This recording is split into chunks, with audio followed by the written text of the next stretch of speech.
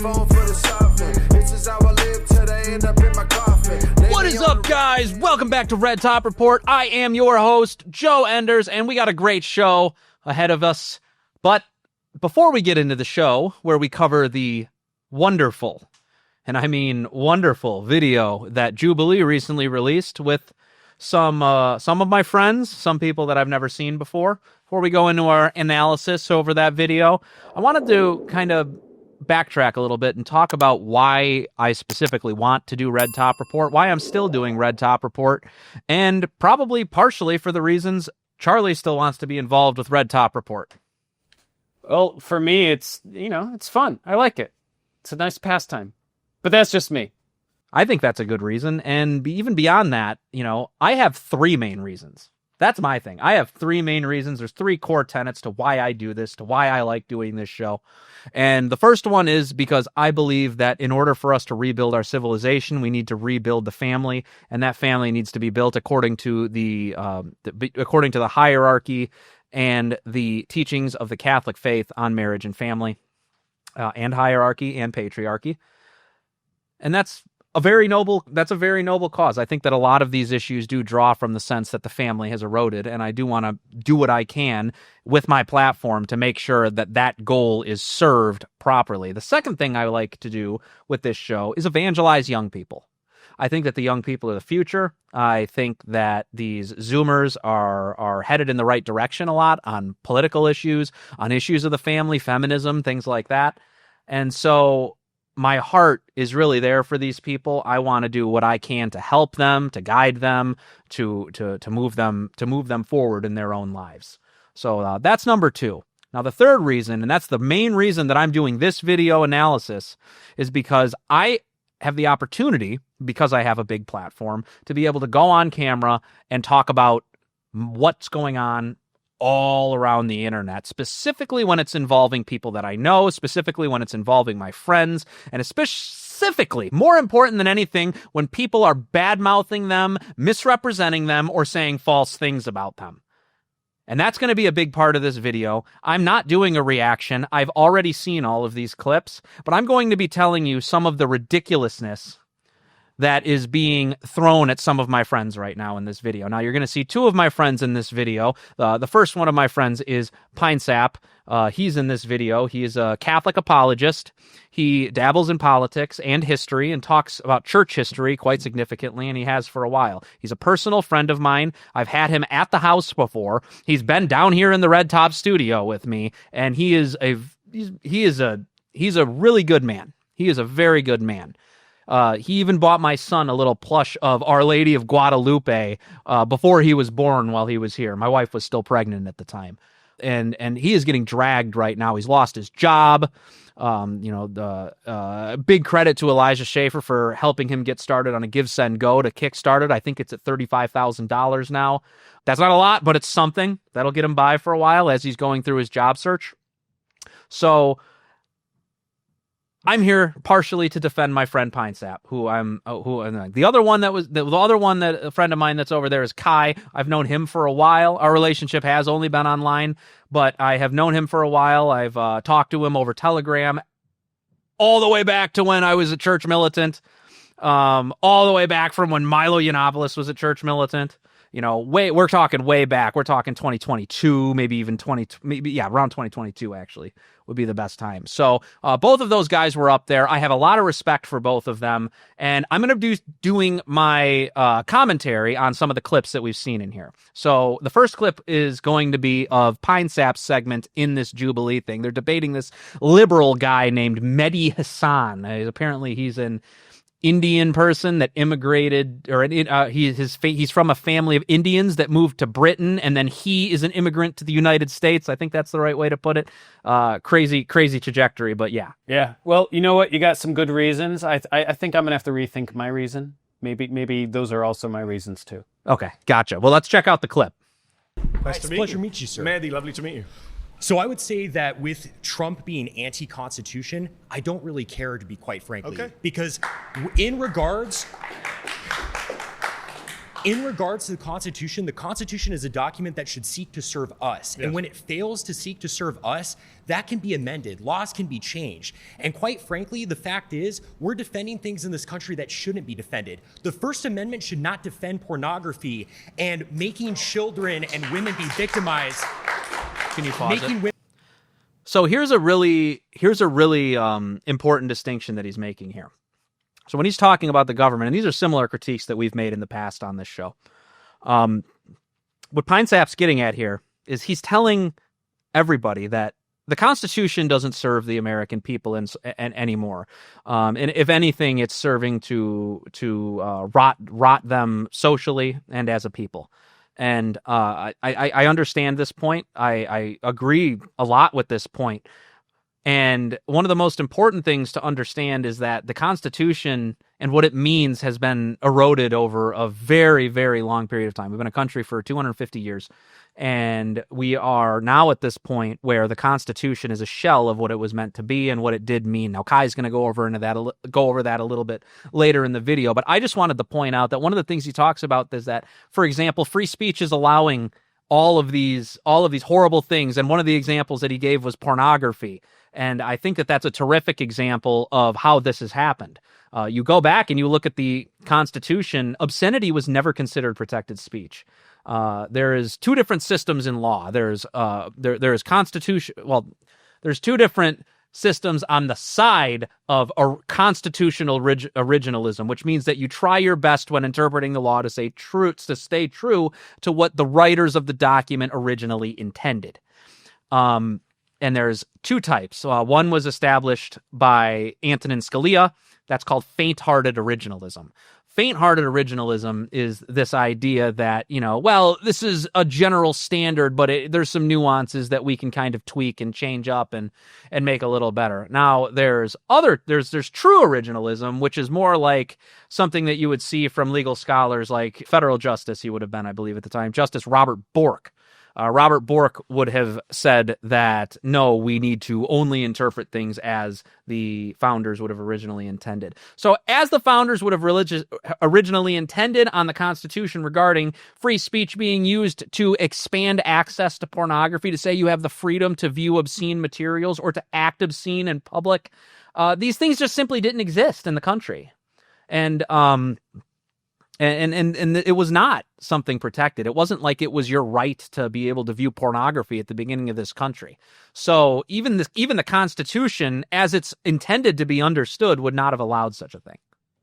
And I think that we can see from example across the entire world and throughout all of history, true democracy just doesn't work. It always falls apart. And, I'm not some scholar, but, the representative republic that we once had, that it was not a pure democracy, isn't what we have today.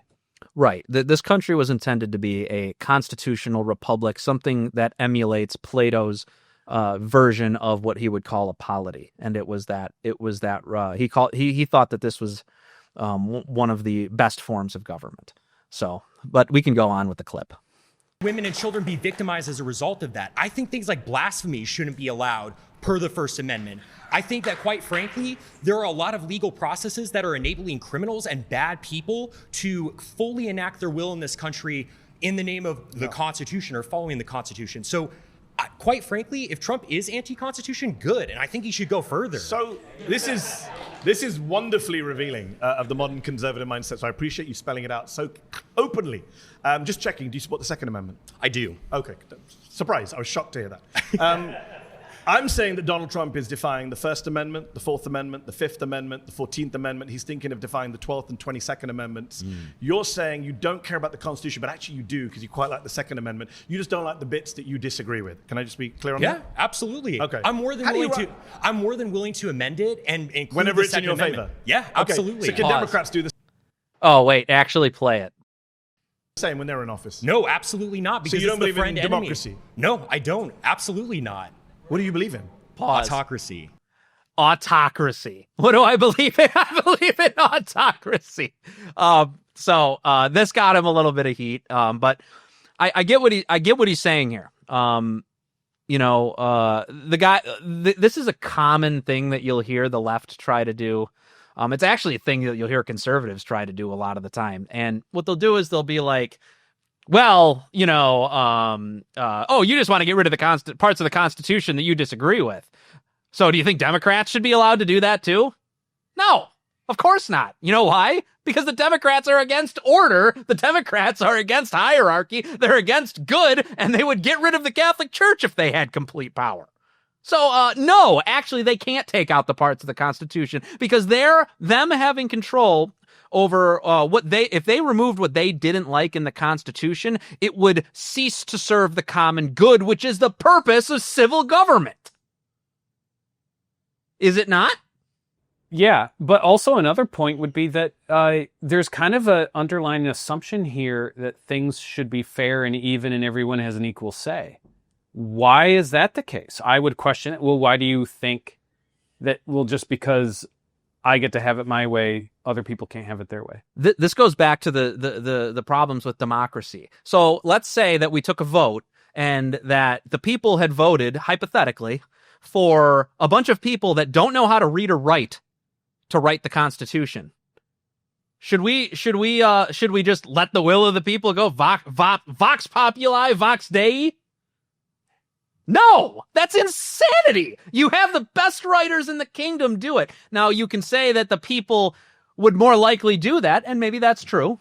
But what happens when they don't? And these are precisely the instances that Pinesap's talking about here, and he's absolutely right. And if his political view, by the way, this is just a political view, that it's autocracy, and I don't even know if I agree with that or not. I can see it fixing a lot of things very quickly. I don't know if it would have lasting impact. I've always been a big fan of the Roman system, where Congress was more of an advisory body to an emperor who was more autocratic. I do like that system. I understand where he's coming from with that. And it's one of those things where it's like, this is his political belief, and I'm not sure I fully agree. I might agree. I might not. And it's like, who cares? Who cares? So you want an autocrat? Great. What do you want in an autocrat, Pinesap? And let's just go. He's about to tell us right now. By who? Honestly, quite frankly, anyone who is in line with Catholic teaching. Boom. Donald Trump is not Catholic. Of course, he's not. Yep. I completely agree, and so that's you part of support the problem. Trump? You don't support Trump? No, I don't. I didn't even vote for him. I wrote in like John Pork or someone. I can't even remember. Why did you vote if you don't believe in democracy and you want autocracy? Well, because quite frankly, Pause. I voted. See what I'm saying? It's how Mehdi Hasan's strategy is what it's 1,000 ways I can call you a hypocrite, because we are all on an equal playing field of virtue, of morality, of faith, of philosophy, and we're simply not. The Catholic understanding of the universe is a tried and true 2,000-year-old developing philosophy where every scholar in the Catholic faith, every bit of magisterial teaching, papal teaching, has built upon itself for 2,000 years. We are standing on the shoulders of giants in the Catholic Church. We're talking about some of the greatest minds that humanity has ever produced. St. Thomas Aquinas, St. Augustine, Boethius, Anselm. I mean, go down the list of some of these philosophers, and these philosophers are the only reason that you're able to read Plato and Aristotle, by the way, because they're the one that were able to decipher what was being said in these things, and not only decipher these things, but decipher the things that you didn't even know existed because they were destroyed. You have Catholics to thank for all of that. To say that we don't understand the ancients, we are the reason we understand the ancients. And we are the ones who built upon the ancients and synthesized the philosophies of the ancients with the philosophies of the church, or with the philosophy and theology of the church. It is the basis of Western civilization. And that's the thing that Pinesap's standing up for. That's the thing that he's saying that he wants to protect. So why exactly is that a bad thing? And who cares if he's voting because even though he doesn't believe in democracy, he's trying to enact his vision for saving Western civilization into the world, and he will do that by any licit means necessary. And there's nothing wrong with that. Any licit means necessary. Anything lawful and moral, if he can do that to get what he wants, why wouldn't he? And the funny thing is, that's exactly what the left is doing. That's why they want to assault the Second Amendment, because they don't like it. They want to take that out of the Constitution. They don't want people to have the right to defend themselves. That's why they want to insert the right to privacy in the Constitution, so they're able to say that women can get abortions. They like to make things up when it suits them. So when Pinesap's doing the 13, oh, you hypocrite. Come on, guys. There's nobody that's a bigger hypocrite on this than the left and his camp of people, which he refuses to defend, by the way, himself, because he's spending too much time calling everybody else a hypocrite. Go ahead. I kind of voted just to I came with this argument, but I'm bored of my own argument. I'm much more interested in this. So yeah, absolutely. How do we get to an autocracy? I think, quite frankly, that if we are able to enact local leaders... Who is the we, by the way? Quite frankly. I think, quite frankly, these far-right conservatives sitting right around White me. people? Yeah, No absolutely. So pause. Well, some actually, of you guys... Some of the people in this room don't make the cut. He's like, white people? You actually want people to care about white people? You want a better world for white people? Oh, what? Who cares? What? You want an autocracy that benefits white people? Sure, buddy. I mean, like, I hope it benefits everybody else too, but yeah, what? Why wouldn't I want a society that benefits white people? I'm a white person! I'm a white person. Yeah, I would prefer a system that benefits me and my family. Thank you. And the dumbfounded, he's dumbfounded. He's like, what? You don't want to make everything worse for white people? Oh gosh. Like, it's just, this is what I'm saying. Like, it's ridiculous. Anyways, go ahead. Don't make the cut from what I can see visually. Actually, hold on for a moment. I do think that there are people who happen to not be white who do actually have history in this country and have roots in this country. Absolutely for instance, true. From the Mexican-American War, we subsumed a lot of territory of people who have far stakes in this country who happen to be Hispanic or what have you. I'm for defending the traditional demographics of... So, correct. And blacks too, obviously, because they were brought here. I mean, you know, like what are we going to say? Yeah, we brought you here, but actually you have to get out. That's not how it works. That's not fair. That's not moral. That's not just. So you got black people. You have these heritage Hispanics in the Southwest. And he's making the argument not of white nationalism, but of heritage American nationalism, trying to go back to those traditional demographics. Now, those traditional demographics were historically supermajority white because those are the people that built the infrastructure of America. We built the roads. We built the buildings. We built all of these things. Obviously, blacks helped with the farming in the South, not by their own will, not good. And obviously, we oppose slavery. But they did help in building up the South's infrastructure, specifically the Southern aristocracy and the cotton industry. And obviously other farming industries. And then we also have the Hispanics in the Southwest who contributed in farming, who contributed in cattle ranching, who contributed in many other ways as well. And they've been here since the beginning of the country. The point is that the greater stake is with us. You know, my family came here in the 1830s. My family has been here for a very long time. These heritage Americans have a greater connection to the American experiment than anybody else. Why? Because they were at the beginning. They were at the start. That matters. That means something. It means something to me that the first ever Catholic worship service in Plum City, Wisconsin, was held by my great-great-great-grandfather. That means something to me. That's something that an immigrant like Mehdi Hasan could never feel. That is a connection that he will never have. That will never in his entire human existence will he be able to comprehend the love that I have for this land. And that's why when a few other people went up there and said that, Mehdi, you're not really an American.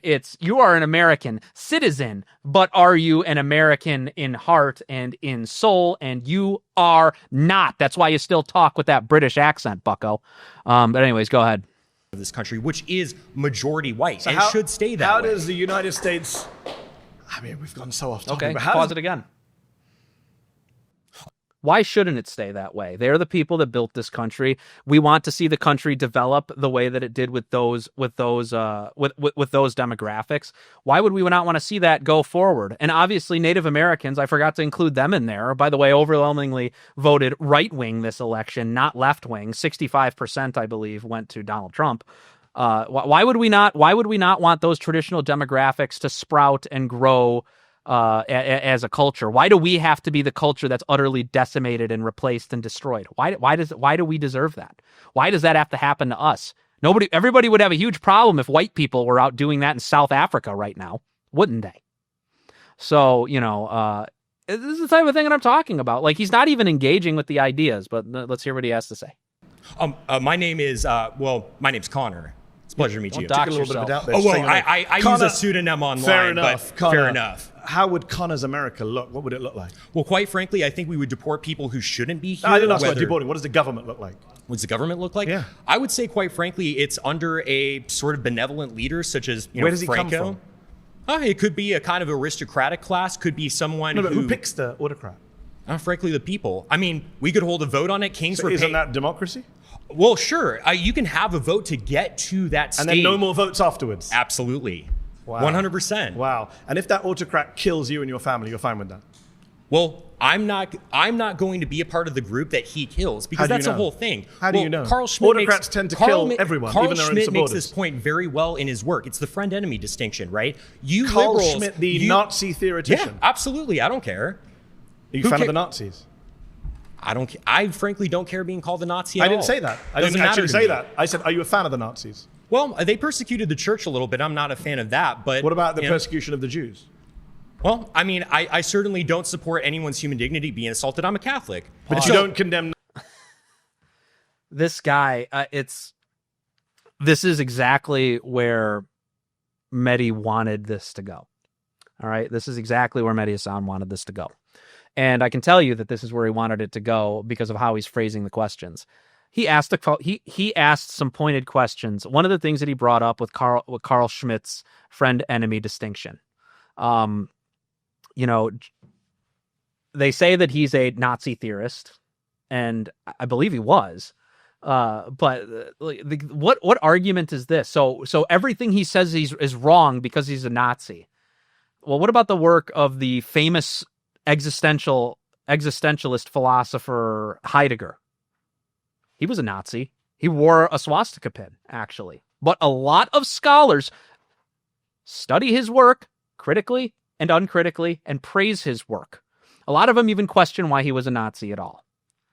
What the hell does it matter if he was a Nazi political theorist or not? Him making the friend-enemy distinction, which I'm going to let Pinesap explain because he goes into it himself. None of this is relevant. None of this matters to the argument that he's making at all whatsoever.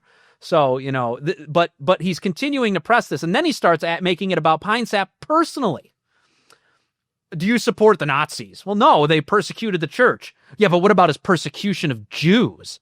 And then he goes, well, I'm a Catholic. I don't support anybody's human dignity being violated. Hey, guys, that includes Jews. And what does he do? Press play. But you don't condemn Nazi persecution of the Jews? I think that there was a little bit of persecution and We stuff may like have that, to which is rename bad. this show But because you're a little bit more than a far-right Republican. hey, what can I say? I think you could say, I'm a fascist. Yeah, I am. Absolutely. I'm fairly certain that this is what got him fired. This little section right here. I would not have phrased it as there was a little persecution of Jews. There was a lot of persecution of Catholics. There was a lot of persecution of Jews under the Nazis. And I think that probably got him in trouble. But here's the thing. I know him personally, and I know that he doesn't think that. So I think he just misspoke there. Again, this is somebody I know. And I've had conversations about this with. Do you think he was just being cheeky? He was just trying to be funny on the camera? Well, there specifically, I know that he was misspeaking, and I know that I've talked to him about it, and he said that what Nazis did to innocent people, and Jews included in those innocent people, was horrific. It was wrong. So it's not like, he is being cheeky. You can see it in the back end of the discourse where Mehdi asks him, I would think that you're more than a far-right Republican. You're a fascist. And he's just like, yeah. And it's like, okay. Like, do you not see what's going on here? Like, you clearly saw it too. He's obviously being cheeky. Yeah, he very much seemed like he was having fun there and just being cheeky. Yeah, because what they do and what the left will do, what people like Mehdi Hasan will do, is they'll use that as like a baseball bat, and it's an attempt to disarm you. It's an attempt to say that your ideas actually shouldn't be included because I'm calling you this name right now, this slur. Fascism is akin to calling somebody Satan. It's actually worse than calling somebody Satan these days. So you look at the discourse here. It's very clear to me that he's joking around. And that he's being like, I'm a fascist. Yeah, absolutely.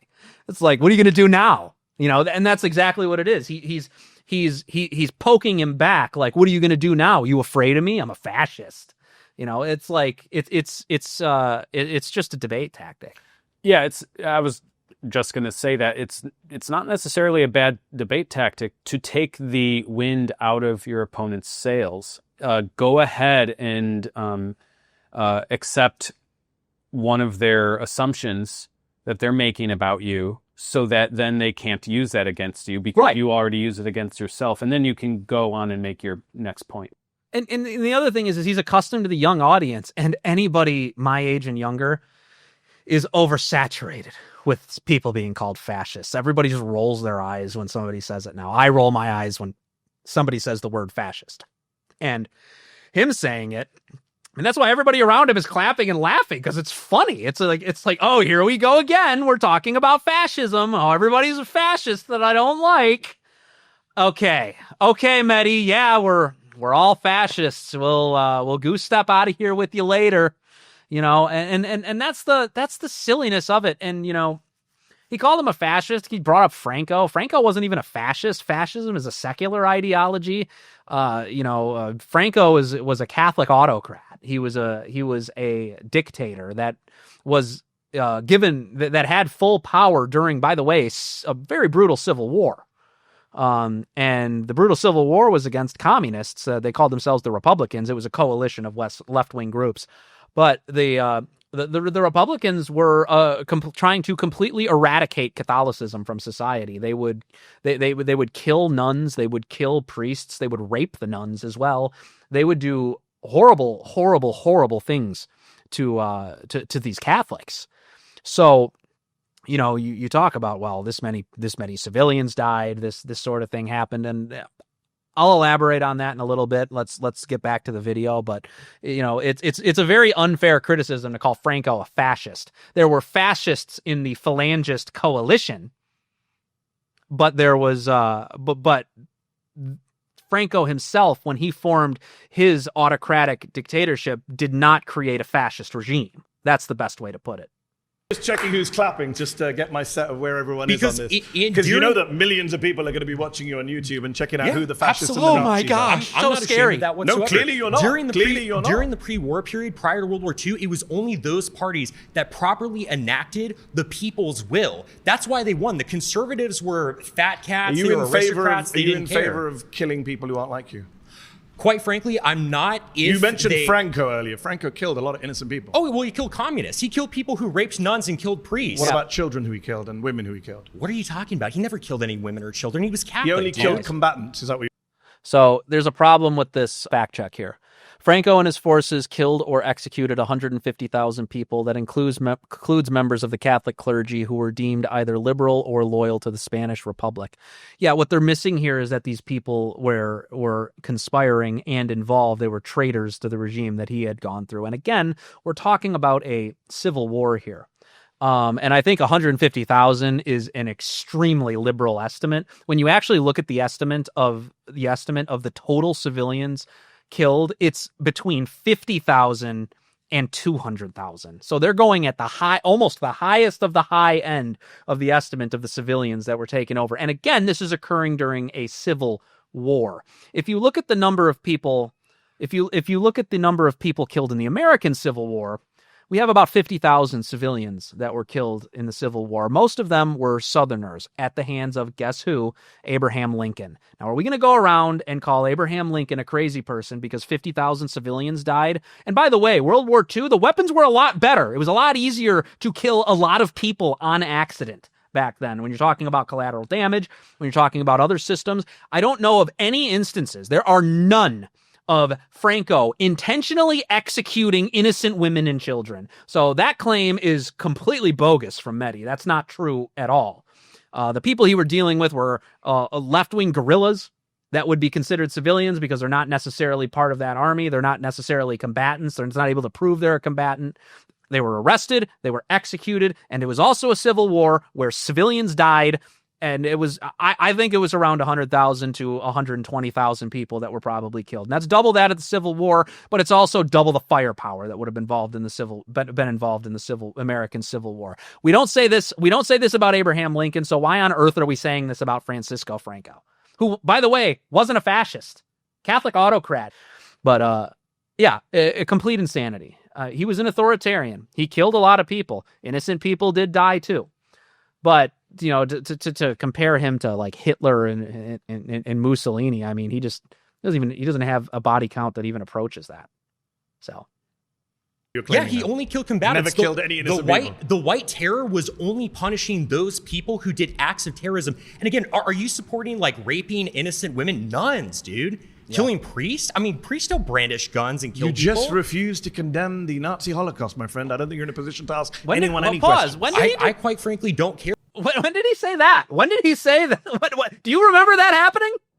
He specifically said he didn't like how the Nazis went after the church, and he doesn't like the human dignity of Jews. Degradation of groups of people, Jews, and he didn't say the Catholics, but the Catholics are involved in that too. And it wasn't just Jews; it was gypsies, it was the disabled.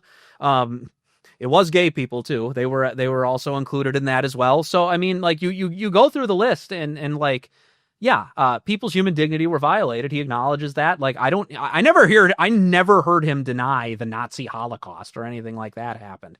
And you know what? Like what are we doing? What are we doing with this? Anyways, it's silly. Keep going.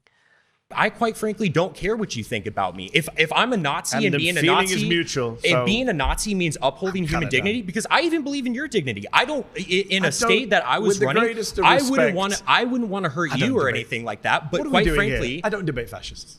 Okay, pause. So do you It's funny how until you parse it out, a lot of people would thought that Mehdi Hasan won this debate.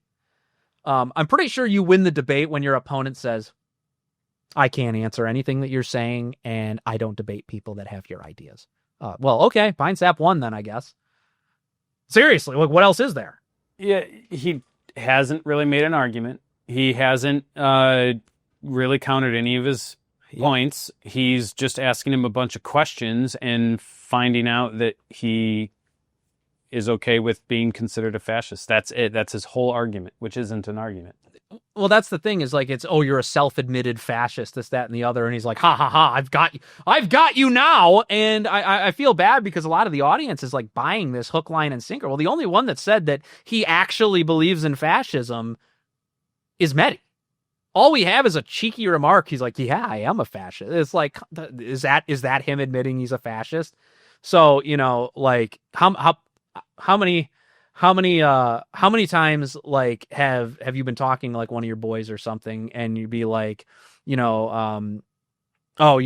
can't say the word I want to say because it'll get us banned on YouTube, but you're an R word, and then you're like, yeah, I'm a huge R word, and it's like, do you really think that you are a member of the of the community of people who suffer from Down syndrome when we say this, or are you being cheeky and joking around? And this is the type of stupidity that I think a lot of people are falling into. It's a trap. It's a rhetorical trap, and Mehdi sounds to me like a moron.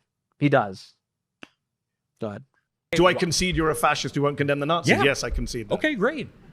So I mean, what are we doing here? Because I mean, you just seem offended. What you're doing here, you just seem offended, to be quite frankly. Yeah, like, I'm offended by people who can't condemn the Nazis. Yes, I am. Okay. Well, I condemn the evils that they did, but I don't really care. Again, he says, I condemn the evils that they did. What does he want? We keep revisiting this insanity. We keep revisiting the same claim that he's been making over and over again. I don't know how many more times he has to say that I condemn the evils that the Nazis did, their violations of people's human dignity, and their persecution of the church. And again, I've talked to him about these things. He does actually condemn all of those things. And like, why are we playing condemnation games? It's such a waste of time. And I think that's essentially why Mehdi's doing this. He wants to waste time because he doesn't know how to respond to somebody that's as fervent about right-wing values as he is and his camp is about left-wing values. And that's the real thing that you need to see here. And in my opinion, he's crushing Mehdi Hasan as far as actual substance would be concerned with this. I think on the rhetorical level, Mehdi's winning because he's playing word games. So I don't care though about being called a Nazi is the whole thing. I never called you a I Nazi. care You about called doing yourself the right a Nazi, thing. a fascist, and a General Franco Well, supporter. yeah, I am a General Franco supporter. He was awesome. He was I super don't cool, see quite anything wrong frankly. with that opinion. Because the whole And thing, you don't believe in democracy. I don't believe in democracy. What are you doing here at a televised debate? Because, This is democracy. It's not what a debate and disagreement. Because it is the means to support an end. The reason we have free speech now is because we want to be openly talking about our opinions so we can get the state that we want. But it doesn't mean This is upholding great. free speech after we win. I mentioned the only good thing about this fascist moment the we're in whole is reason that you guys are so open about it. The It's whole great. reason Say I mentioned the quiet part loud. the Keep saying whole it. reason I mentioned Carl Schmitt earlier, and you kind of blew past him, is the friend-enemy distinction. Past him because of the Nazi even point. liberals, when they take power, they want to enact policies and they want to enact protections for their people and their ideas, and they're willing to punish their enemy. And so I'm the same way. I'm like, hey, if you're going to punish me, I'm going to get in power, and I'm going to frankly punish you when you try to leverage power against me. Just that simple. I love this. I'm not sure what to say. Hey, it is what it is. That was pretty great, actually. I watched this earlier, but I didn't pay attention, I guess, to the end there. That's pretty great. He had nothing to say. Yeah. Well, yeah. I mean, because I don't know. I will say I do have something to say, and I'll probably laugh with him about this after the fact, but I do disagree with him using the friend-enemy distinction. I think a better term is the radical reactionary distinction. So the idea is that, you know, we had a system that worked pretty well, a system that was very good until it was infected by left-wing political radicals. Those left-wing political radicals, some of them, a lot of them Jewish, some of them Catholic, some of them Protestant as well. Specifically, the evangelicals got big behind Zionism at the time. But you look at these political radicals, right? So these political radicals come in, they try to undermine the family, they try to undermine the way that our Constitution is interpreted, they try to add all sorts of rights that don't actually exist in the Constitution, using the 14th Amendment, and specifically the Due Process Clause, by the way. But they do all of these things for well over a century. They do this in this country for well over a century. And then Pinesap comes up here and is like, okay, well, let's play that game. Now Pinesap has entered the role of a reactionary. We're no longer trying to preserve the system that exists. We're trying to create a mechanism that can defeat the people that are attacking us. We're now in a self-defense mode where the Constitution is a little bit less important here, and most important thing is defending ourselves, our families, our values, our lives, and our people. That's where he's at. So this is a radical reactionary distinction. And Mehdi is so flabbergasted by the fact that he's actually has somebody that's fighting back against the tactics that he's so accustomed to using that he has no response to it. Oh, you're fighting back? Well, I can't debate you. Oh, you want to oppress me even though I want to oppress you? Silence. It's like we have to defeat the left, guys. We have to defeat the left. And this is why I'm closer. I don't know if I would consider myself a reactionary, but I'm closer to a reactionary than I am to a conservative. I would say the same thing for me. I definitely think that if we work within a system that will just simply be, if you get what I'm saying, death by bureaucracy. Like if we just fail to do anything productive because we have all of these systems in place that kind of get in the way, then we're never going to actually get anything done. And, it's like the Democrats have been on the war campaign for decades now, and the Republicans are a bunch of cowards that sit there and go, "Oh no, you don't, Democrats," and it hasn't worked. No, and what are we going to do? Are we going to let the conservatives just keep the burn slow until we finally burn down and become nothing, or are we going to stand up, rise up, and beat these people down for trying to kill us and destroy our way of life? And you know what the answer is to that. I'm not going to say it, but you know what the answer is to that. It's obvious. Well, we can start by getting all of the illegal immigrants out. That's a good start. Yeah, well, that has to actually happen first. And if you look at Trump's deportation numbers, probably not. So, but it's a tactic. So that's Pinesap's segment. Now, the next segment, this is more economic, and I definitely wanted to cover this, and I hadn't heard of this guy before. His name's Doomernatt. I followed him on Twitter recently, and he does a back and forth with him about the economics and the wages of illegal immigration, and I thought that he did a fantastic job. I think irrefutably he dominated and destroyed Mehdi in this debate, because Mehdi did not even know the origins of his own studies that he's citing. So go ahead. Hey, how's it going? I'm Mehdi. What's going on, man? Nice to meet you. All right, so first, before I start, I need to know what you mean by good. I can talk about the economy, I can talk about culture, I can talk about all those things. I need to know what you mean. All of them. All of them. I'm saying immigrants are good for the economy. They're good for think culture. lower wages are they're good for the for economy? society. Where's the lower wages? What do you mean, where's the lower wages? Where are the lower wages? Yeah, so you can What's look the at basis for saying there are lower wages? Sure, so you can look at like the STEM industry. It's been in like a complete and total recession. There's been tons of studies like from the Economic Policy Institute that shows that like companies like Tesla, companies from like Silicon Valley, they engaged in mass firing of workers, around 35,000, but then they hired around 12,000 H-1B visas. And it's kind of just standard economic thinking. It's not standard economic thinking. The vast majority of economists and economic studies suggest that there is a negligible, if no impact on wages over time. That's not from immigrants. So this is this is important. He says that, and my answer to that is I don't really care what standard economic thinking is if the methodology is wrong. You could see on an occupational level, which is what he's going to talk about, that there's definitely discrepancies that come with wages, specifically from H-1B workers. Let's just look at the tech industry, for example. I have a chart up here that we can that I want you to put up that everybody can look at. So what you're going to see is that a technical lead would normally make $189,000 median, but an H-1B technical lead makes $95,180. Does that sound like a normal wage discrepancy? Does that seem like they don't have any effect on wages?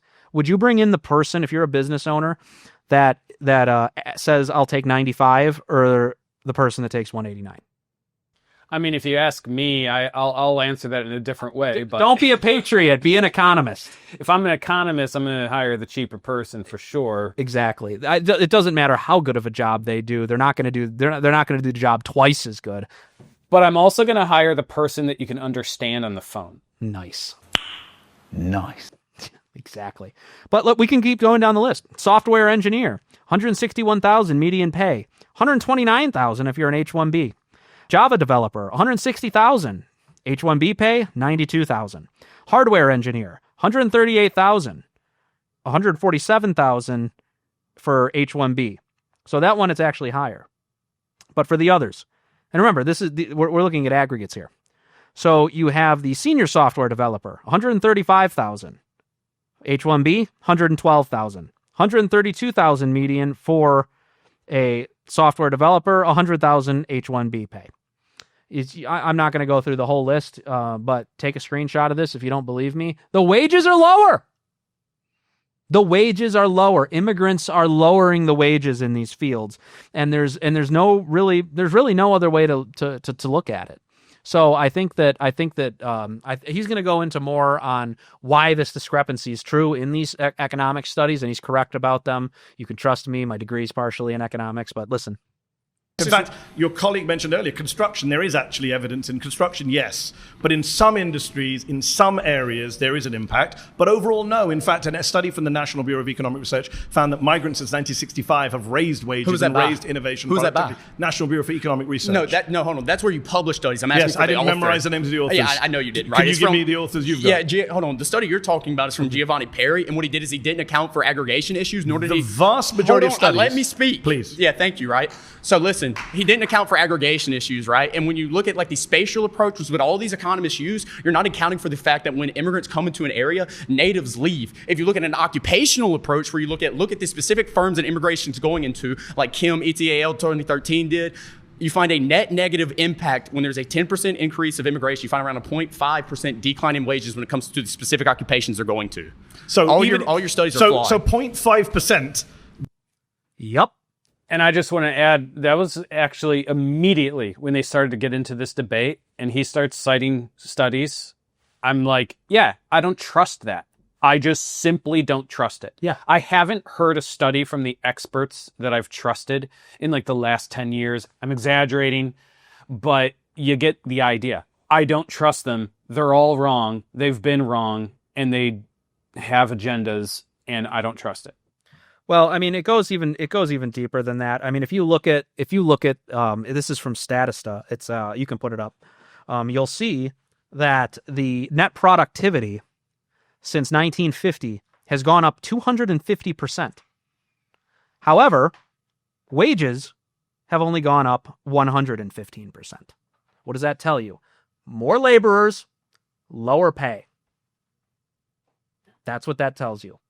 And what if we look at the numbers even further, and you can put this chart up too, as of January 31st of 2020, up until December of 2023, it looks like. I'm sorry, the change, you'll see that native-born workers have stagnated, but foreign-born workers have skyrocketed. Now, we have another chart up here as well that shows the change in employment since October 2019 from the 2000, and you'll see that it, as far as native-born workers are concerned, it is minus 1,354. I'm sorry. Change in employment since October 2019, and it says in thousands. So it's 1,000s, if that makes sense. Yeah. So that's the way that this metric is being shown. So minus 1,354 for native-born workers, and plus 3,041 for foreign-born workers. What does that tell you? That shows you that that domestic workforce is shrinking and the foreign-born workforce is increasing. At the same time, wages just so happen to be stagnating. You can look at all these bellwethers, all these indicators. They all point to the fact that the more immigrants that you bring in, the lower the wages get on average in the country. I'll let them go into it more. Weigh that up against what I just mentioned from the Congressional Budget Office, which is a massive boost in GDP per head, which you're not counting for, massive increase in tax revenue, immigrants actually funding the deficits and debts by paying way more in taxes proportionately, including undocumented immigrants. And what's interesting about wages is, I'm in a room full of... Yeah, they keep talking about the taxes that they bring in, the tax revenue that they bring in, the things. Yeah, but what about all the social services that they're using that we have to pay for in taxes? What about all the refugee programs? What about all the community organizing, the settlement programs, the trips to the hospital, the schools? Hey, and there's another point that I would bring up. I don't think anyone should be paying all that much in taxes. Like, not that we should have taxes and then the immigrants don't, but we shouldn't have that many taxes to begin with. So the fact that they're paying a lot in taxes, if that's true, I don't agree with that in the first place. Yeah, and so none of these things particularly matter. But if anybody should be being taxed, it's foreign workers, not American workers. Our workforce is shrinking, so it's a big problem. But do any of you actually care about wages? Because, for example, I actually do. For example, do you support raising the minimum wage? Absolutely, and you can't do that when you're bringing all these people coming into That's your not country. the reason the Yes, Republican it Party is. blocks the minimum wage. You think Republican politicians don't vote for an increase in minimum wage because they're worried about immigration? Did I say I voted Republican? Did I say I voted Republican? Well, I'm in a show that was called 25 Far-Right Republicans. That doesn't mean I'm going to support every single Republican candidate. So you and I, let's agree. We both support raising the minimum wage. Yes? 100%. Yeah, I do think the minimum wage needs to be raised. I don't think that what the problem is that he's like saying it like it's going to solve all the problems. It's going to solve nothing, first of all, as far as wages are concerned. But it hasn't been raised in a while. I think it would be fine if we raised it to like $13 an hour, $15 an hour, something like that. Just so as a standard, people are making, these corporations are going to pay people a little bit more money. That's fine. Thing is, as they raise it, prices are going to go up to make up for the differential. Not as Republicans say, to where it's like proportionate to make up for the difference. But you're going to see automation. You're going to see all sorts of things kind of come into fruition as far as wages are concerned. But he's making out like this is the problem. This is why the wages are stagnant. Correct me if I'm wrong, but if the minimum wage goes up a few bucks, someone making over $100K in some tech job isn't going to be affected. Right. The discrepancy is the native born worker making $180,000 and the H-1B making $95,000. That's tens of thousands of difference. It's not the minuscule difference between $8 and $15 an hour. This is what people are missing. We're looking at medians here. Meaning that they take all the numbers and they find the middle number, and that's where everybody's at. It's not an average; it's a median. This guy's Indian, right? He is. So he's British, according to him, but he is the child of Indian immigrants to Britain, and then now he has moved to the United States and became a United States citizen. So at heart, he's an Indian immigrant. So is that their best? Well, it's funny because Indians love H-1Bs, and I've blown the whistle on this so much. About 70% of the H-1Bs go to Indians, and they claim that they're coming in because these are these high-skilled laborers, and it's just not true. Our computer science graduates are, let me see, there's China, India, and Russia. So when it figure 1 right here, you can put it up, says CS skills across China, India, Russia, and the United States. Mean estimates for China and Russia are statistically lower than the mean estimate for the United States. So you'll see that for China, it is minus 0.602. For India, it is minus 0.728. The worst scores. The worst scores for computer science skills, which is who we're allegedly need all these H-1B visas for. And then cheaper. Right. You have minus 0.616 for Russia and plus 0.157. We're talking about standard deviation. Actually, standard deviations in the case of India, I think. Difference in computer science skills. More importantly, another reason they want the Indians to be coming in here.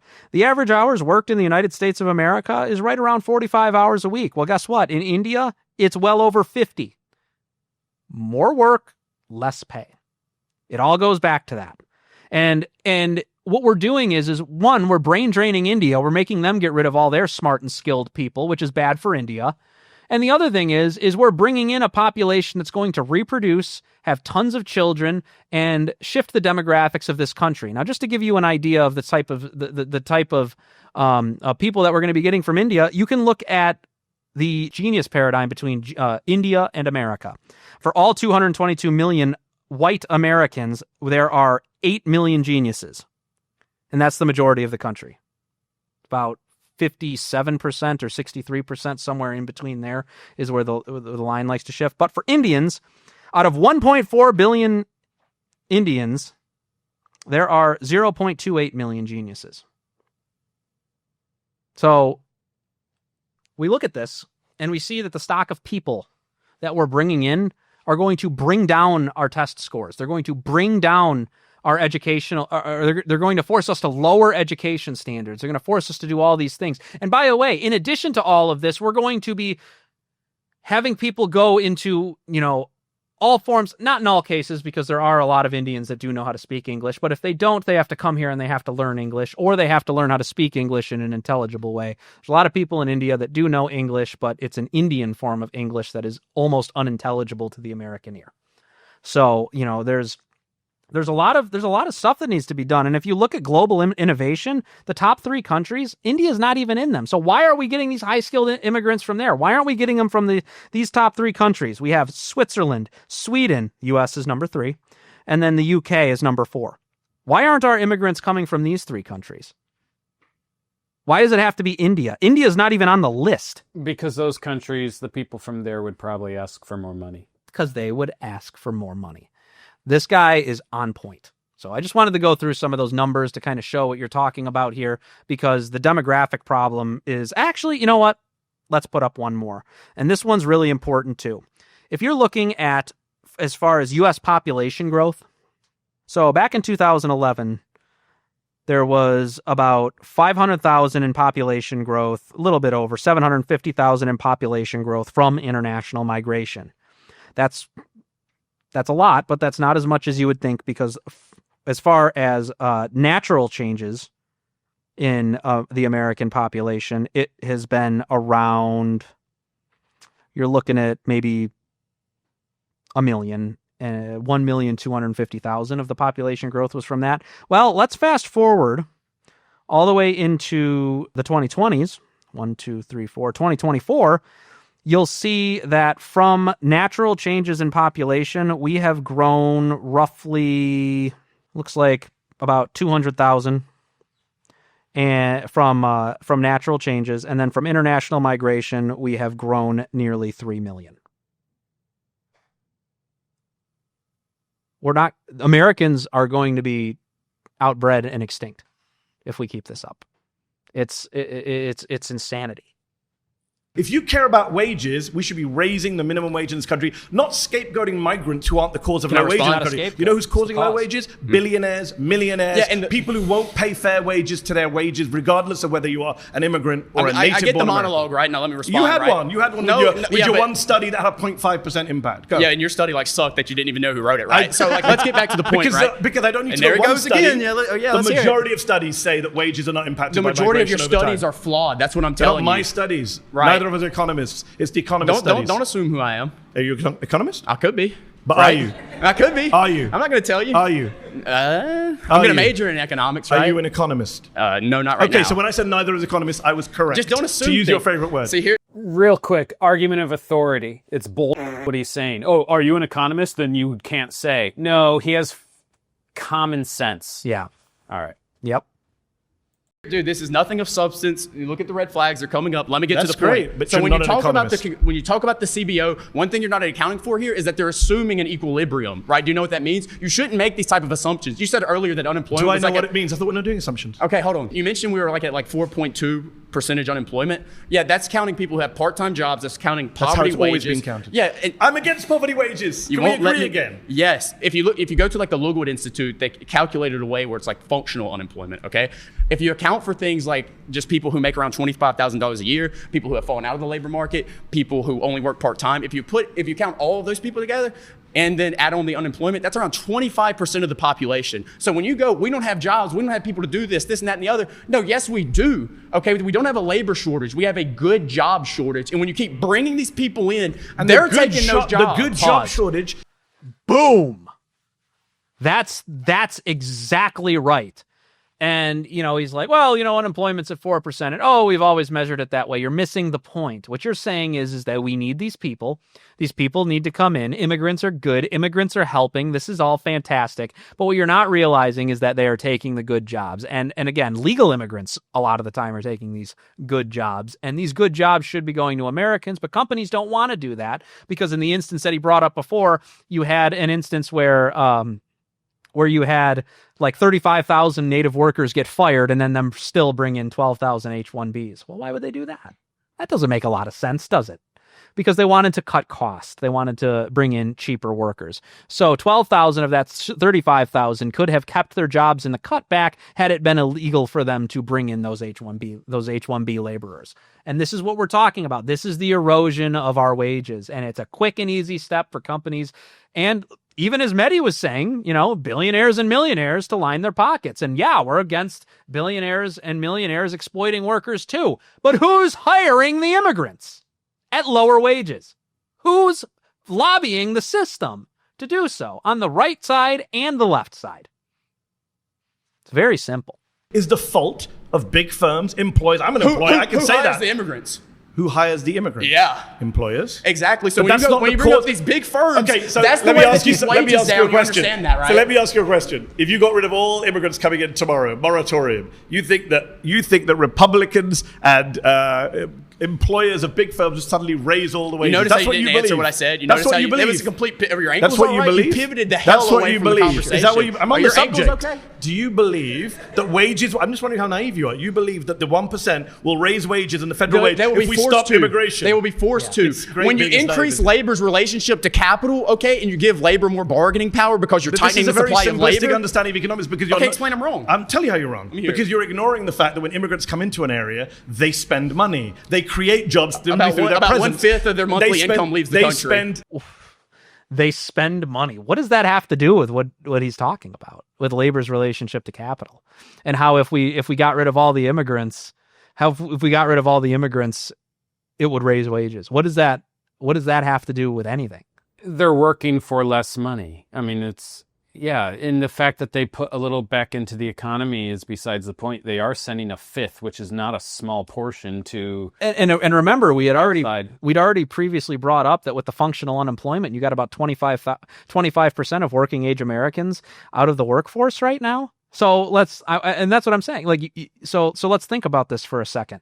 So we have 25% of workers who aren't working good full-time jobs, but we need to bring in these immigrants because they spend money, and as he said afterwards, they send 1/5 of that money home, as opposed to if we hired from this stock of 25% of Americans who are able-bodied and of working age into the workforce, and then they would not be spending that 1/5. How on earth is that better for the economy? I mean, he's an idiot. He's a moron. It makes no sense. He says, "I'll tell you," and then doesn't. They create jobs through About their presence. 1/5 of their monthly income leaves the country. That's a good thing also because you don't like USA foreign aid. So What does that have to do with anything? Because then we don't have to send more aid. Actually, we don't have to send aid, and we don't have to bring in illegals, buddy. So we don't have to bring in all these immigrants. You can do both. Trust me. So that was so dumb. Okay, go ahead. But listen to me. I am an immigrant. I'm speaking from personal experience. Get the hell out. I don't even like. I should get the hell out. Yes. Why? I don't want you here. Why? Because you come here and say all this bullshit Why? about how Americans are lazy. Why? You push your left-wing I never politics. said Americans are lazy. I don't know why you say this. I never said Americans are Yes, lazy. you are. You're saying- He didn't say it. He never said that, but that is the tacit implication. We want to bring in these immigrants because they help the economy more than if we had our own workers in the economy that aren't working. What? He has been demolished. He has been demolished in this back and forth. I don't know how anybody could think that Mehdi Hasan has won this exchange. I really don't. Unless you're an idiot, like he. Yeah, well, yeah, exactly. Unless you're partisan and stupid. That was an incredibly stupid comment. Go ahead. You're saying immigrants have to come into this country so they can do jobs that we don't want to do. That's exactly what you said. When did I say it? Oh, really? When did I say it? We're So on why don't YouTube. Guys watching on YouTube, rewind to the time where I said immigrants are doing jobs we don't want to do. When did I say those words? Words that came out of my mouth. It's amazing how it's going to. I never said those exact words. Yeah, you're implying it. And by the way, yeah, get out. Go back to Britain. Go back to India if you're with your parents, if you want to do that too. Get out of America. Just get out. I don't want you here. If you're going to come in here and talk to us about how we need more people that look like you, that have your culture, that have this coming in, which is funny because he's British, but obviously he wants more Indians coming in through the H-1B system and illegals being given amnesty and things like that. It's really telling. And he's happy to call people, Nazis, supremacists and stuff like that. Meanwhile, his argument is, well, actually, people of the majority status in the country in which I am living in, you know what would really help your economy? Bringing in a bunch of people with my native culture, a bunch of people that look like me. That's what you really need.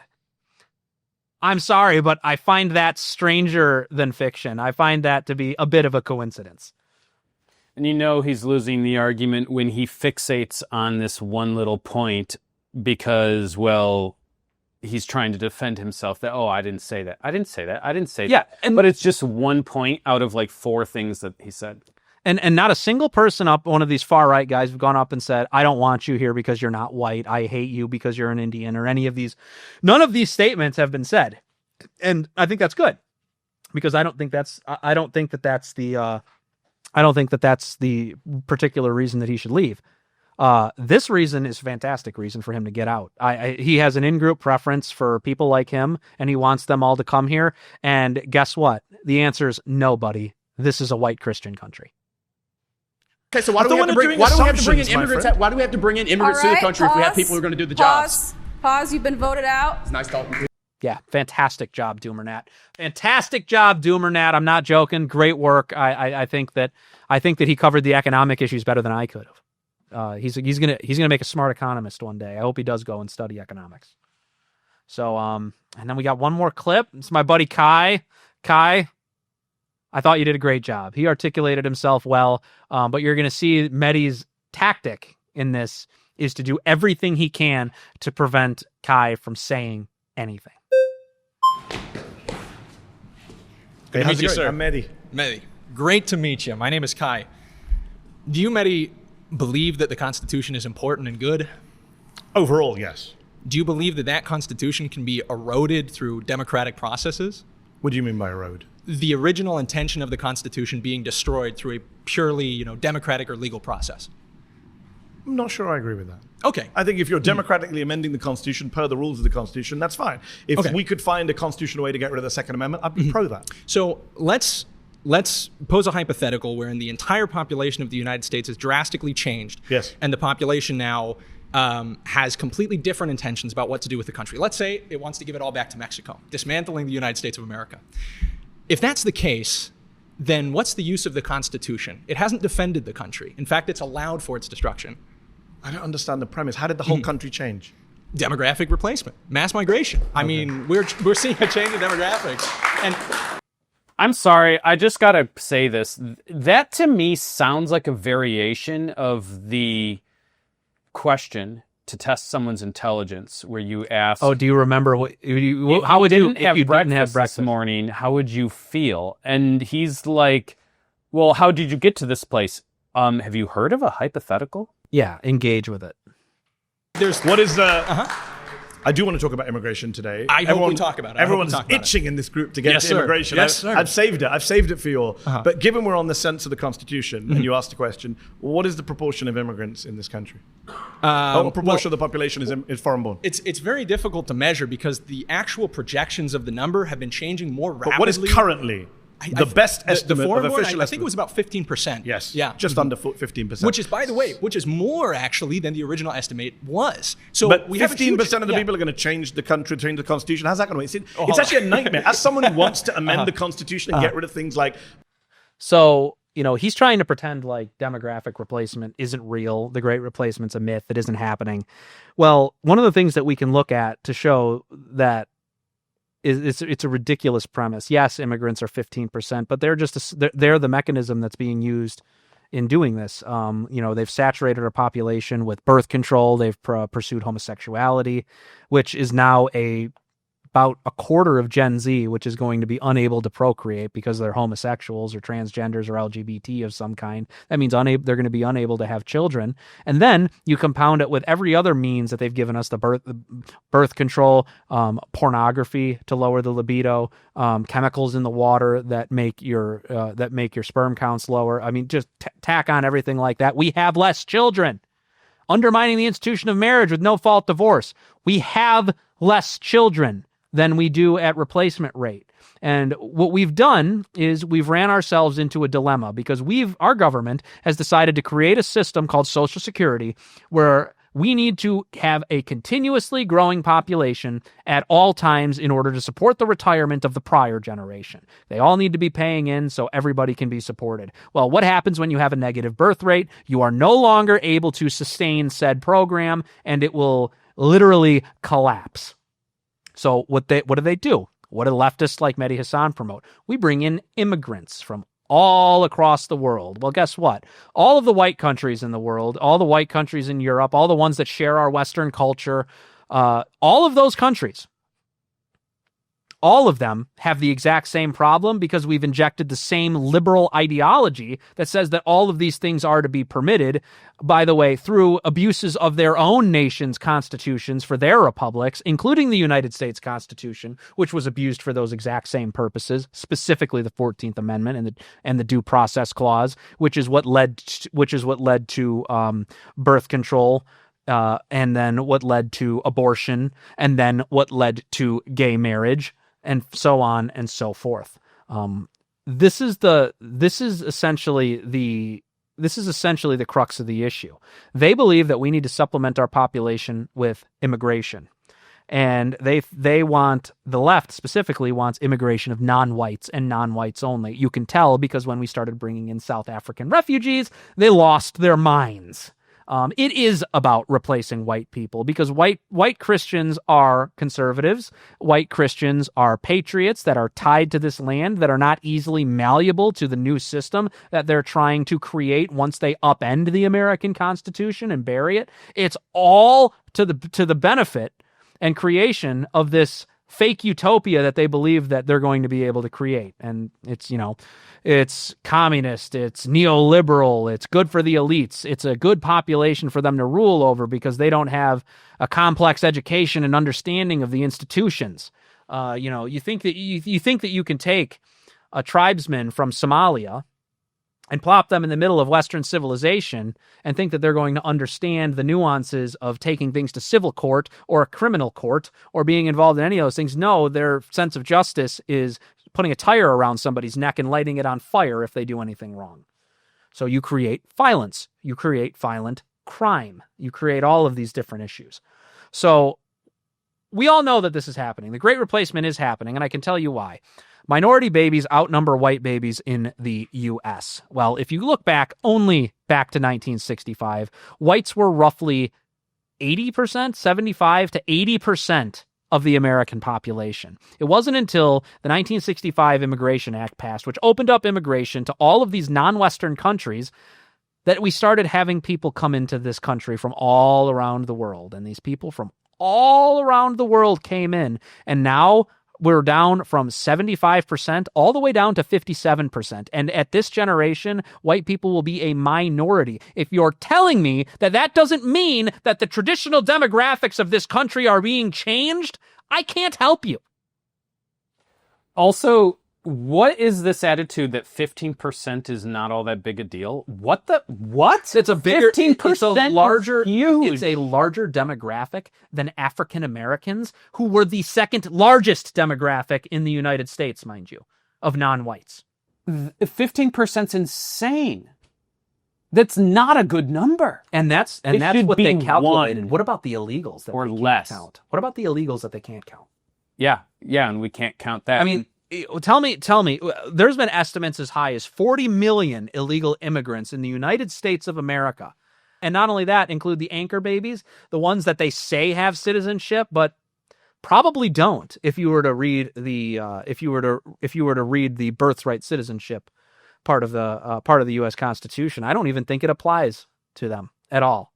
So, anyways, you keep going. The ridiculous way the Senate is set up, or the Second Amendment on guns, or Sure. various other things. Mm-hmm. It's really hard to change the Constitution. They made it almost impossible. You know, last time we had a constitutional amendment? You know like what? 20, 30 years ago. I understand, which and is it was why on, I think, members of Congress pay. Which is why... It's No, impossible. I get it. So where are you getting this scenario where 350-odd million people all become foreign-born migrants or the children of migrants, immediate migrants, even though America is a nation of migrants? Yeah. And then abandons the Constitution and gives the country back to Mexico. Outside of your imagination, where is that happening? Let's bring it back to the actual discussion. What you did is you entertained my hypothetical, but then instead of sticking to the point of the Constitution, you said, well, how would you bring about your hypothetical? And then when because you missed out the part where the Constitution is quite hard to change. Hold on. I understand that.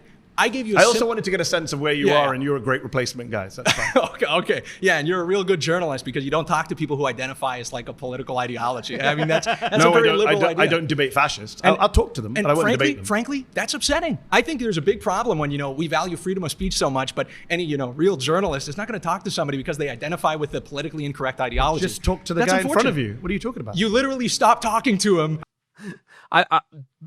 Props to Kai. I know Kai's friends with Pinesap too, so it's great. I love to see him standing up for his friend here. And that is absolutely what happened. Kai is representing that flawlessly, and Mehdi is this journalist who's got all this experience and all this knowledge and stuff, and he says, I don't debate fascists. I'll talk to them, I won't debate them. What does that even mean? Yeah, it's a cop-out. He's a coward and a loser, and apparently can't answer the classic "what if you didn't have breakfast, how would you feel?" question. Yeah, it's a I think that he's educated, but I don't think he's a very high IQ individual. He can't entertain hypotheticals. That's a bad sign. And then everybody had to vote him debating out. versus talking is very different. Okay. It's pointless, right? Okay, yeah, he doesn't yeah. So believe, you're he doesn't sitting believe there. in free speech. Okay. He doesn't believe in He was democracy. freely speaking with you. You're the one No, who he shut doesn't. up. No, he said very clearly. Okay, He said, I okay. support We'll free tone it down. speech We'll tone it so down. that I We'll can tone get it down. one election. I'll tone it After down. one We'll election, tone my it guy down. We'll comes tone it in. down. We'll And tone after it my down. guy comes in, nobody gets to Okay, speak that's or cool. vote again. We all listen to your Why would I conversation. debate that? We listen to your conversation. Let's Well, bring I'm let's bring reminding it you back what to was this said topic. because you just Let's bring it back to the misrepresented. Constitution. Please do. I First, fourth, fifth, 14th Amendments. Those are the Sounds ones good. I'm saying Trump is defying. Do you Sounds support good. that or do you deny them? I believe that the Constitution is valuable because it represents particular interests of the founding stock of Americans who made this country great. Do you think due process is important? Some would say that's at the very core of American Constitution. And what Fifth Amendment. And what I think He's right about that, but he's the 14th Amendment is at the core of the false reading of the Constitution. A lot of people don't know this, but at the founding of the country, the federal Constitution, including the Bill of Rights, it actually only applied to Washington, D.C. and federal territories. It was not enforced upon the states. Now, a lot of the states would have enforced a lot of the parts of the Bill of Rights into their state constitutions, but the people in the states were actually subordinate to their state constitutions. It was much more confederal than it was federal. Lincoln, after the Civil War, and then we got the 14th Amendment, the whole point was to subordinate those states to the federal constitution. And that's where a lot of the misreadings came in. The federal constitution was never intended. We were never intended to be a nation of secular states. For example, you have the Establishment Clause. Congress shall make no law respecting the establishment of religion or the free practice thereof. That didn't apply to the states. States actually, 10 of the 13 colonies had state churches. So how do you square that? Well, I square that by saying that these people that lived in these states wanted to form their own religious governance, their own state governance, and then the federal government, which was responsible for many things like national defense and infrastructure, were able to come together as states to ensure these things were done properly. For example, in the difference between the Articles of at the time of the Articles of Confederation until the ratification of the Constitution of the United States of America, what they found was that every single state having its own form of currency was impossible. It wasn't working out. It wasn't happening. So we adopted the dollar. You know what I'm saying? That's the type of stuff that the federal government was dealing with. They weren't going around and saying that, Pennsylvania can't be a Quaker state, Maryland can't be a Catholic state. And some states did choose to be secular. There were secular states too. But you think about it, you think about it more deeply from that perspective, and you look at a country that we have today, and you look at the country that it was intended to be, and it's a completely different country. Mehdi's not even living in the traditional United States. He wouldn't have wanted to live here. In fact, he wouldn't have been able to immigrate here, which I find absolutely hilarious because that's why he's so defensive of the 14th Amendment, because that's exactly what redefined what America was. Go ahead. I think makes the Constitution function, what allows it to save this country and to actually make it work are the people who are... I'm not sure where you're going with this argument. Hold on. I'll show you. Is Trump defying the Constitution? Hold on. That's my claim. You can have these weird hypotheticals We're taking it into a different meta, which is, what's the function of the Constitution? I'd rather not have your... You already did. Yeah, but literally now I just don't 5 want minutes to. ago when you took it to immigration. Now I don't pal. want to. Okay.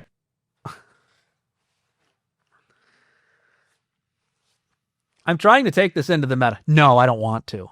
Answer my question about this.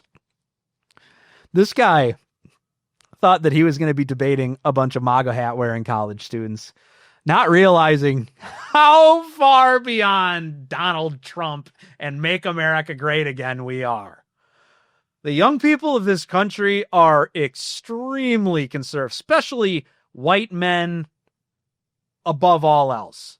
White Christian men we are so beyond all of this craziness in the country right now. We are moving beyond Donald Trump.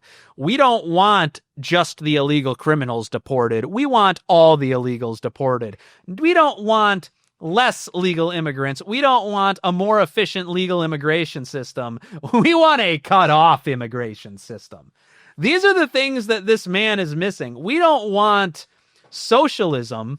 We want an economy and an economic system that serves the interest of our people and our families and our country, not the rest of the world. I would be happy to recede as the global power in order to make that happen. And I think a lot of people my age would as well. He doesn't realize who he's arguing with. None of these people care if Donald Trump is violating the 4th Amendment or the 14th Amendment, the 22nd Amendment. Nobody cares. A lot of people hope that Donald Trump crosses the Rubicon, declares himself Trumpus Maximus, and starts arresting the criminals that have destroyed our country. Just to give you an idea of where they're at right now, Mehdi Hasan, you should pay attention.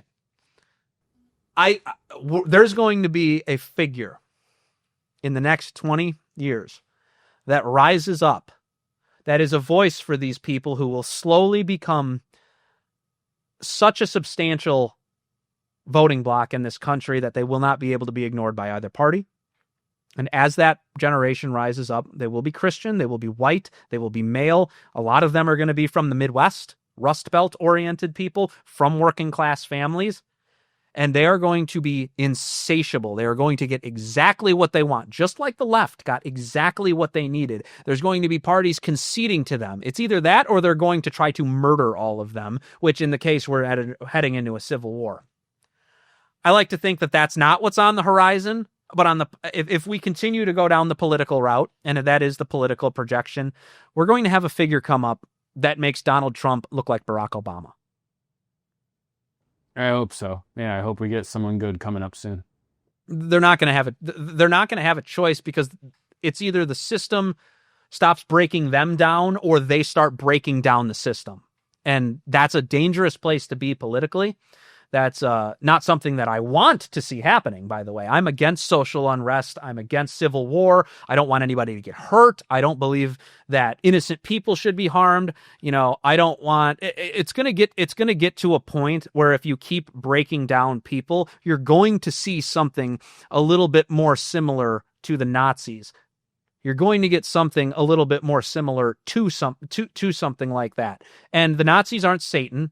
I'm not saying that every single. I'm not being like Mehdi Hasan here. I'm saying that innocent people will be persecuted under a regime as a response to this anger, rage, wrath, and despair that's been fomented by the current system. And I don't want to see innocent people die. That's what I'm saying. Yeah, I totally agree with that. I just I do want change though. I want things to get better, and that might be painful. It might be painful, and I'm just saying I don't want the pain. I don't want the pain. You can continue. Let's bring it back. I want to bring it back to the 1st, the 4th, the 5th, and the 14th Amendments, and the 22nd Amendments. Look, Either let you me say, throw it to your question. hold on, you got two very good positions here. One is to say, I don't think he's defying them, and I'll say why you're wrong.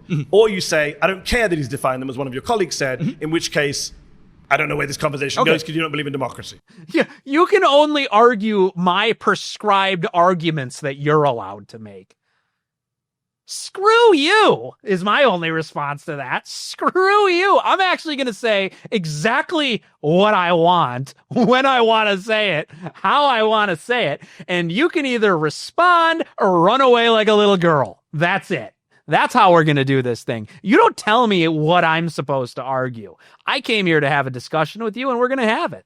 So, here's my one critique of Kai. I wish he came at him a little harder at that angle. But he really is he's a really nice and polite guy, and I understand why he's not, kind of punching him a little harder here. That's fair. Do you think it's wrong to dismantle the Constitution? So there's two options ahead of you. No, Do you hold on. agree? This is important. Do you agree? What I'm doing so is is Donald Trump... Okay, let me ask a question back since you're asking me questions. You're not answering the basic point. Well, do you think Donald Trump is dismantling the Constitution? Can we agree that Donald Trump is dismantling? Because I'll agree with you on that. I think he is dismantling the Constitution. I think he's illegally, unconstitutionally, I think he's interpreting it in ways that are more... Which judges do not agree with him on. Okay, hold on. Which the Supreme Court has not agreed with him on. And the judges don't agree with the people who wrote the Constitution. How do you know that? Okay, let's take your example of the Second Amendment. Let's say that a bunch of judges... I didn't judges... give the Second Amendment. No, hold on. See, this is what I'm talking about. He's just... He says, okay, tell me. And then he starts to tell him, and then he doesn't answer. And then he's like, wait, no, but you're not telling me.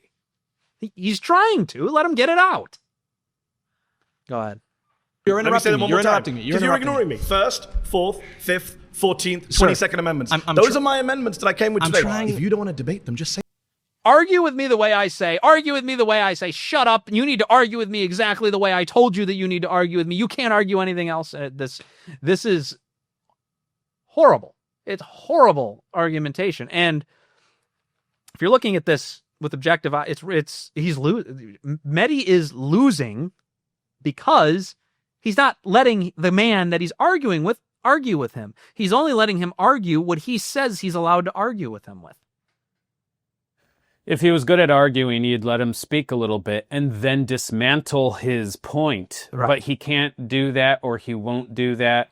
I would say he can't do that. I'll be honest with you. I don't even know what Kai's point is because he's been yet to articulate it fully. And I feel bad because I think I know, or I think I might have an idea of where he's going with it. And I think it's a good spot. So, I think he's saying that, the left wing wants to dismantle the Constitution. And that we think that's bad, but if we have to dismantle the Constitution to prevent you from dismantling the Constitution, or if the Constitution is becoming a useful tool of the left to completely dismantle the original intent of the document, that maybe we should consider playing hardball against them too. And this is something similarly to what Pinesap was making earlier, but more from a and I'm not mean Republican Party, I mean a republic, the Republican perspective. Maybe, and this is a big speculation. Maybe Kai's trying to say the Constitution is already being dismantled, and Trump's actually trying to bring it back to being not dismantled. Yeah, it could be. Say so. I'm trying to understand your Just ideology. say so. You believe that dismantling the Constitution is about okay the first, when it's fourth, about parts fifth, of the Constitution 14th, that you disagree with. Amendments. You would be fine getting rid of the Second Amendment, even though that would be a dismantling of the Constitution. No, because it would be done via constitutional means. I'm not the one sitting here like your pal. Okay, you have agreed. You have agreed the Constitution. Not the one saying you just. I want to destroy the Constitution, but I want to do it legally. The problem is when you destroy the Constitution illegally. What? What? How do you square that, Jar? What is that? What does that even mean? That's literally what he just said. No. I want to dismantle the Constitution legally through democratic means. So when the president is dismantling the Constitution in order to make the Constitution function the way that it always had, well then no, now you're doing something wrong. What's the difference in morality here? It's just a systemic matter. There's another part that he said that's also just completely off base. Again, he makes, when it's convenient, an argument to authority. Yes. He says, Kai says Trump is interpreting the Constitution a certain way. Judges disagree with that. I don't care that judges disagree with that. Who are they to say? Well, they're just judges, and you know what? These experts, these judges that interpret the Constitution are wrong half the time because the other half actually agree with Trump. Well, more importantly, he actually is refusing to engage with a real constitutional question. This constitutional question goes back to Marbury versus Madison, where the Supreme Court held that the Supreme Court of the United States tells both branches of government what the Constitution says. They are the interpreters. This is where we get judicial review. Judicial review is the idea that they interpret what the Constitution says. That was a decision that the court decided on about itself and the power that it has over the other branches of the government. And everybody just kind of fell in line and agreed with it, when in reality, the executive branch probably has a check against that, because who's to say, and this is something that Andrew Jackson challenged back in the day, and it never really went anywhere, but that was the intent, that the president himself has the ability to interpret the Constitution and argue what it says and enforce based on what he thinks the Constitution says, against what the Supreme Court says. There's actually no decision that says that that cannot happen.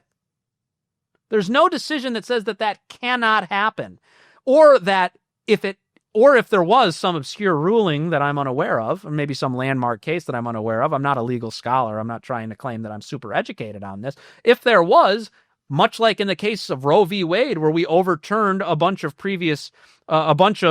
subsequent case law that resulted as a part of it, that all that case law was erased. We're now back to where we were before Roe v. Wade existed. That's why the states have the ability to regulate abortion. So we roll all that back. Okay, fine. Maybe that ruling that says that the sole interpretive authority lies with the judiciary, the judicial branch, maybe that was wrong. Maybe Marbury versus Madison didn't go far enough and say that they were the sole interpreter of the Constitution. They just said that that was one of their powers. So here we go. Right now, Donald Trump might actually have the power to interpret the Constitution. And if he has the power to interpret the Constitution, then what Kai's saying is he's trying to interpret the Constitution as it was originally understood. And that is actually a judicious position.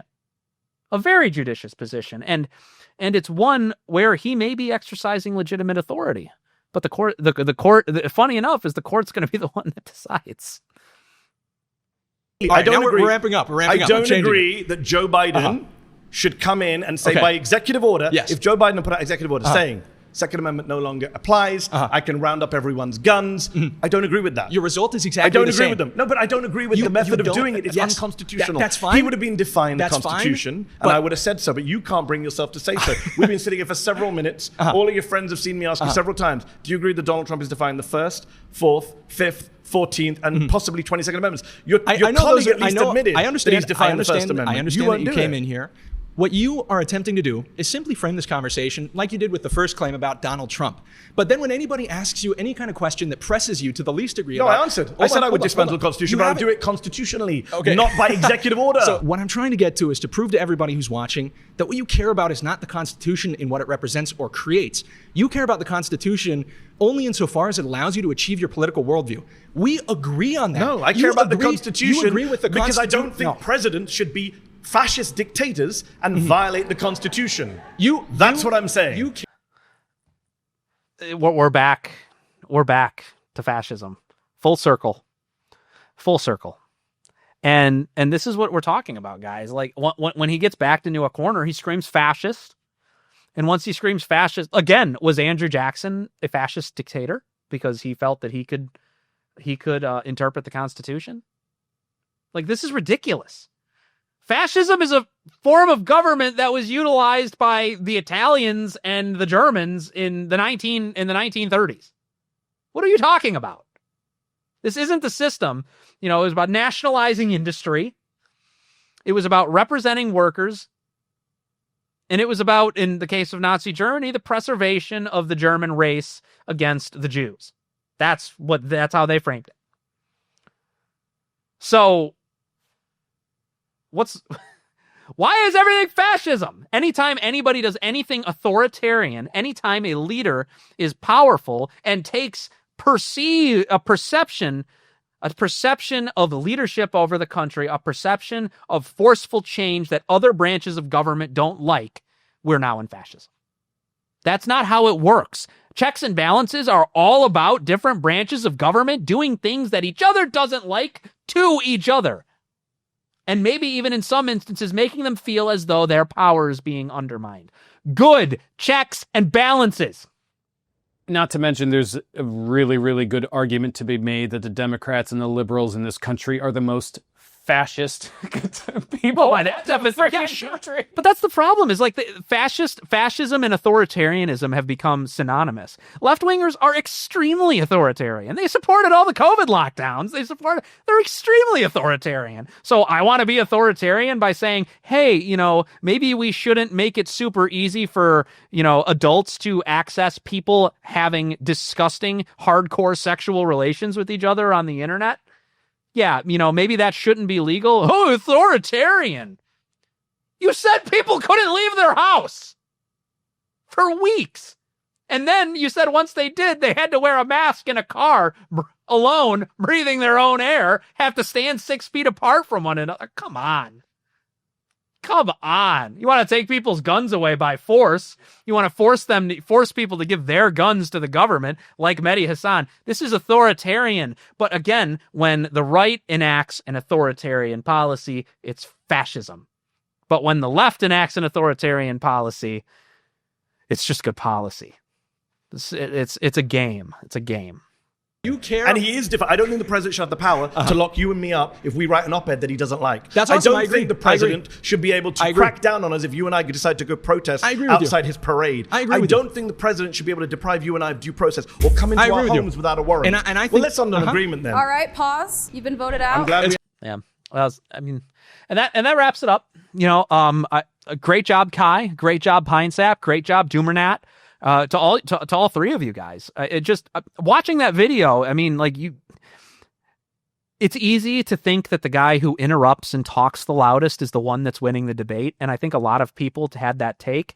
I also think that this wasn't something that was very palatable to the average American. The average American doesn't think outside of the scope of the government that it's currently operating under, and because they don't really operate under that scope, a lot of these people, when they hear things like this, are like, oh, that's just crazy. And then they just stop engaging with it. But when you actually, open up your mind, you actually think about the deeper questions. Remember, I studied politics for many years, almost a decade now. I've studied politics. When you think about the political questions, when you think about political systems, when you think about civilizational trajectories, when you think about future demographic predictions, when you look at economic predictions, all the catastrophes that we have looming over us as a country right now, and you say, well, let's just sit back and pretend like we don't have our current government right now. Let's think of how we might want to do things right now as our government is failing us. When you think about it through that prism, and we really are in an open marketplace of ideas, we really are in this open forum. We're in this, well, let's just listen to what everybody has to say. He got destroyed. When you get over the scoffing, when you get over the pearl clutching, it honestly makes a lot of sense what these guys were saying, and then as opposed to what Mehdi Hasan was saying, which is just that you're all just a bunch of fascist Nazis that only want white people in the country. When you get over those critiques, I would say that all three of them absolutely dominated the conversation. Charlie, you got anything else to add? Yeah, I think Doomer did a superb job. Yeah, he really, really owned him. And I think Kai would have done much better if, like what you said, if he was a little tougher. And then Pinesap was funny and hilarious. It's a shame that he lost his job over this, but he did a really good job too. I mean, all three of them were great. But yeah, Doomer was superb. Yeah. Yeah, well, on that note, guys, that's all for this episode of Red Top Report. But obviously, before I go, you need to give us your money. I want to buy you something, but I don't have any money. And you can give us your money by going to the Red Top Report Subscribe Star. And you could donate for as little as, $5 a month that we have right now? And we can go all the way up to $250 a month, I believe. So by all means, guys, please become a premium subscriber to Red Top Report. It's what makes this show possible. And it's also an incentive for Charlie to come out here and do this show for us. Continue to do edits for us, clips, shorts, all the stuff that you're going to be seeing that we're going to be putting up on the channel. Obviously, as you guys know, we're not doing it very often. I'm in the process of getting a mortgage right now and buying a home, so it's obviously been pretty hectic around here for the summer. It's also been really hot. I've been working a lot of hours, so we're trying to make time to do the show. We want to keep doing the show regularly, but we did have a little bit of a break in between episodes this time, so I don't think we're not back. We actually are back. We're so back. So back. And on that note, guys, we'll see you next time on Red Top Report. God bless.